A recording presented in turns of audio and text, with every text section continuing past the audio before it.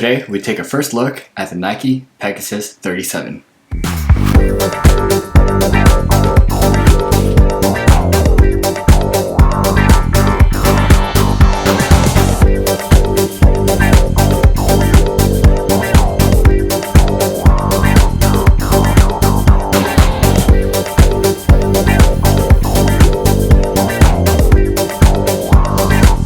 So today we're just going to take a look at the Nike Pegasus 37.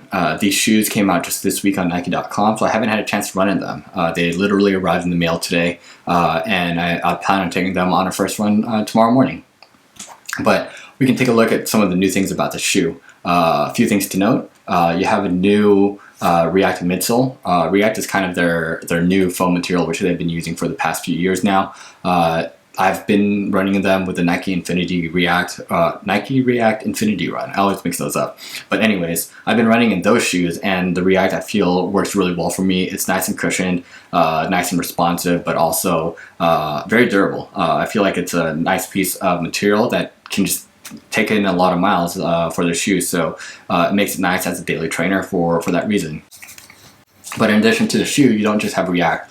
On the front of the shoe, you have a Zoom Air Zoom unit, which is essentially Nike's other well-known piece of tech. It's essentially a bag of air, which helps provide a cushioned landing, but also gives responsiveness on your leap forward as you make your strides as you run.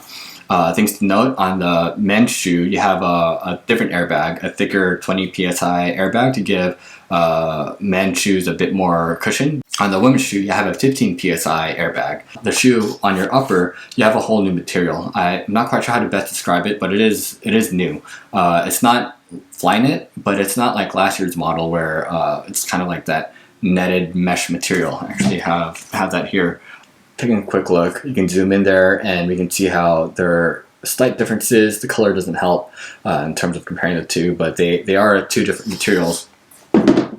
Wearing the shoe itself, it doesn't feel any different in terms of the upper. So if you've worn last year's shoe and are curious how this year's shoe fits, for one, they'll feel about the same.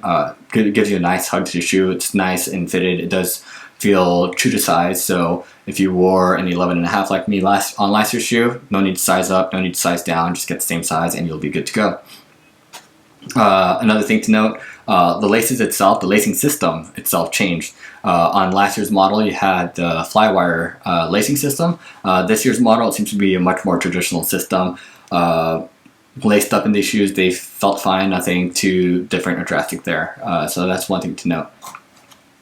Moving up, one thing I wanted to note is the tongue itself is slightly different. It still feels like the same material as last year's model, but one thing to note, it is just slightly longer. It's not as long as like the Pegasus 35, which had a really long tongue to the shoe, but the 36 I felt had a really, really short tongue. This is somewhere in between those, but leaning towards that shortness of the Pegasus 36. So it's not drastically different, but something I wanted to note about what's new about these shoes. With that pretty much covers the overall shoe. The heel area is roughly about the same. So that gives you that same amount of padding. You still have that same flare by the Achilles, where it kind of flares out of the shoe compared to last year's model. One thing to really note is with the React cushioning system, you have a higher stack height compared to last year's model. You can see how the 36 over here has a shorter stack height compared to the 37, which I'm excited about because the React cushion I find to be really, really good. The cushion line system on 36, I do find it to be responsive for your speed work, but then when it comes to longer distances, at least for me, it doesn't give you that same cushioning as the React midsole would offer. So I actually haven't ran much in these shoes for that reason.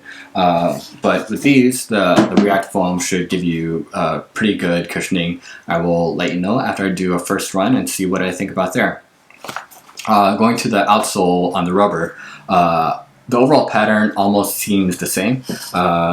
There are a few notable differences. One thing I've read online is that the rubber on the bottom of these shoes are actually a different kind of rubber compared to last year's model. So I don't know how that would mean in terms of overall durability, but something to note. In terms of the pattern, you can see how there is a different outsole pattern, which we'll see how that handles on the road. How grippy is it? How durable is it? We will find out. But yeah, that is just a few things to note about the shoe. Just a bend test. It is nice and bendy up front compared to last year's. These only have 3 miles on them, to be honest, so you can tell how these still are relatively new, so it makes a good comparison against these shoes.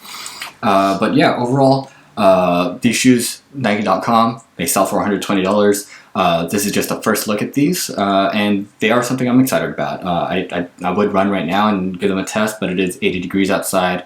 Probably not going to do that this afternoon. So I'm just going to try these out first thing tomorrow morning and let you guys know what I think about these shoes.